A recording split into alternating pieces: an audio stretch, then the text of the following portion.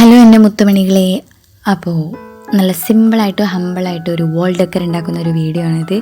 അത്ര ലെങ്തി ഒന്നുമല്ല, അതുകൊണ്ട് തന്നെ ഫുള്ള് കാണാനായിട്ട് ശ്രമിക്കാം കേട്ടോ.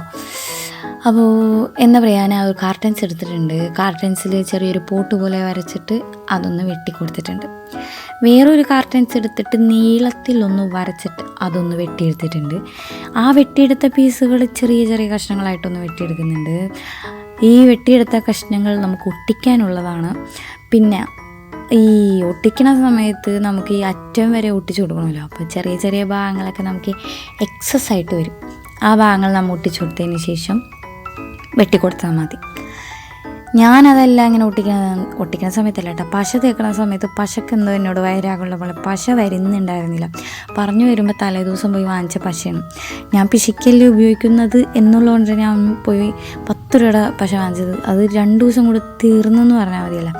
എന്തായാലും അതൊക്കെ ഒട്ടിച്ചൊക്കെ കൊടുത്തതിന് ശേഷം എക്സസ് ആയിട്ട് വന്നതൊക്കെ ഞാൻ വെട്ടിക്കളഞ്ഞിട്ടുണ്ട്. ഇനി പെയിൻ്റ് അടിക്കുന്ന പരിപാടിയാണ്. പെയിൻ്റ് അടിക്കുന്ന പരിപാടി ഞാൻ പറയുമ്പം ഗോൾഡൻ കളറാണ് ഞാൻ കൊടുത്തത്. ഗോൾഡൻ കളർ കൊടുത്തു കഴിയുമ്പോഴത്തേക്കിനും ഞാൻ വിചാരിച്ചു ഗോൾഡന് പകരം വല്ല ബ്ലാക്ക് കൊടുത്താൽ മതിയായിരുന്നു.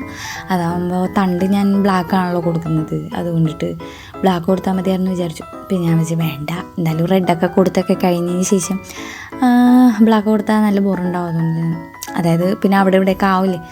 അങ്ങനെ ഞാൻ റെഡ് കളർ കൊടുത്തു, ഇഷ്ടിക്കേൻ്റെ ആ ഒരു കളറൊക്കെ കൊടുത്തു. പിന്നെ ഈ ഒരു പണിയാണ് മുഷിപ്പ് കെട്ട പണി. എൻ്റെ പിന്നെ ഞാൻ വെറുത്ത് പോയി എന്ന് പറഞ്ഞാൽ മതി. വേറെ ഒന്നല്ല ഈ റോൾ ഉണ്ടാക്കണത്, തണ്ടുണ്ടാക്കണമല്ലോ. അങ്ങനെ ഒരു ന്യൂസ് പേപ്പർ നീളത്തിലൊക്കെ വെട്ടിയെടുത്തു.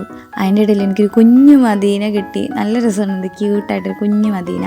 അത് നമുക്ക് അങ്ങനെയൊക്കെ കാണുമ്പോൾ കിട്ടുമ്പോൾ അവിടെ ഇവിടെ ഒന്നും കെയർലെസ് ആയിട്ട് ഇടാനൊന്നും പാടില്ല, സൂക്ഷിച്ച് ഇങ്ങനെ വെക്കണം. ഞാൻ അതുകൊണ്ടിട്ട് അതെടുത്തിട്ട് ഒന്നും മാറ്റിയൊക്കെ വെച്ചിട്ടുണ്ട്. എന്നിട്ട് ആ മുറിച്ചെടുത്ത തണ്ടുകളൊക്കെ ബ്ലാക്ക് കളറൊക്കെ കൊടുത്ത് ഒന്ന് മാറ്റി വെച്ചിട്ടുണ്ട്. അത് ഞാൻ ഏറ്റവും വെല്ലുവിളി നിറഞ്ഞൊരു നിമിഷങ്ങളായിരുന്നു പിന്നെ പൂവുണ്ടാക്കണത്.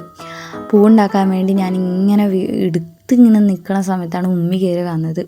ക്രാഫ്റ്റിലാണെങ്കിലും ഉമ്മീൻ്റെ ഇത് നിങ്ങൾക്കറിയാലോ, ഉമ്മിച്ചി ഒരു മികവുറ്റ കഴിവുള്ള കലാകാരിയാണ്.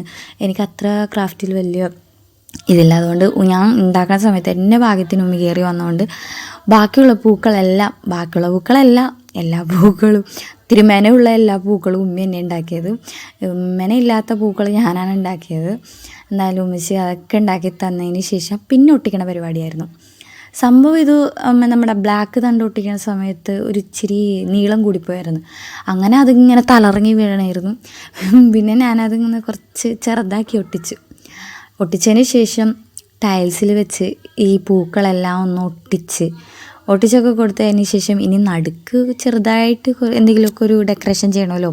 അതിനാ വിചാരിച്ചു വേറെ പേപ്പറിൽ ഡെക്കറേഷൻ ചെയ്ത് അതിൻ്റെ ഉള്ളിൽ വെച്ചാലോ, അങ്ങനെ കൊടുത്തു. പിന്നെ ഞാൻ വേണ്ട, സിമ്പിളായിട്ട് അതിൽ ചെറിയ ചെറിയ ഡോട്ട് ഇട്ട് കൊടുക്കാമെന്ന് ഓർത്തു. അങ്ങനെ റെഡ് കളർ കുറച്ച് ഡോട്ടൊക്കെ ഇട്ട് കൊടുത്തപ്പോഴത്തേക്കും ഉമ്മി ചോദിച്ചു, നിനക്ക് ബ്രൗൺ കൊടുക്കാമായിരുന്നല്ലോ. എൻ്റെ ബ്രൗൺ ഉണ്ടായിരുന്നില്ല. എന്തായാലും റെഡ് കൊടുത്തതും വലിയ മോശമായെന്നൊന്നും തോന്നിയില്ല. പിന്നെ ഞാൻ പേടിച്ചാണ് ഇതൊന്ന് എടുത്ത് പൊക്കിയത്, എങ്ങാനും തലറിഞ്ഞ് വീണാലോ. എന്തായാലും അങ്ങനെ ഒന്നും ഉണ്ടായില്ല. കാണാൻ നല്ല രസമൊക്കെ.